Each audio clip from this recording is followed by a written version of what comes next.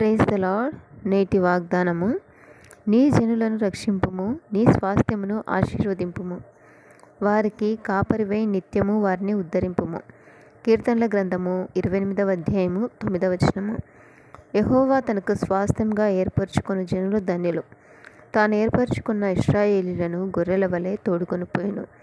ఒకడు మందను నడిపించినట్లు అరణ్యంలో వారిని నడిపించెను. వారు భయపడకుండా ఆయన వారిని సురక్షితంగా నడిపించెను. వారి శత్రువులను సముద్రంలో ముంచివేసెను. మన జీవితంలో యేసుక్రీస్తు ప్రభువు మంచి కాపరిగా ఉన్నాడు. మనకు నిత్య జీవం ఇవ్వడానికి లోకానికి వచ్చాడు. మంచి కాపరి తన గొర్రెల కొరకు ప్రాణం పెట్టును. మనమందరము గొర్రెల వలె త్రోవ తప్పి తిరిగినప్పుడు మంచి కాపరిగా మనల్ని వెతికి రక్షించాడు. బలహీన స్థితిలో ఆత్మీయ ఆహారం ద్వారా పోషిస్తూ, నిరాశ నిస్పృహలో కృంగిపోయినప్పుడు లేవనెత్తి మన జీవిత యాత్రలో మంచి కాపరిగా యేసయ్య మనల్ని ఉద్ధరిస్తున్నాడు. యేసయ్య చేతిలో మనకు భద్రత కలదు. నేను వాటికి నిత్య జీవం నిచ్చున్నాను గనుక అవి ఎన్నటికీ నశింపవు, ఎవడునూ వాటిని నా చేతిలో నుండి అపహరింపలేడు అని ప్రభువు సెలవిచ్చున్నాడు. ఆమెన్.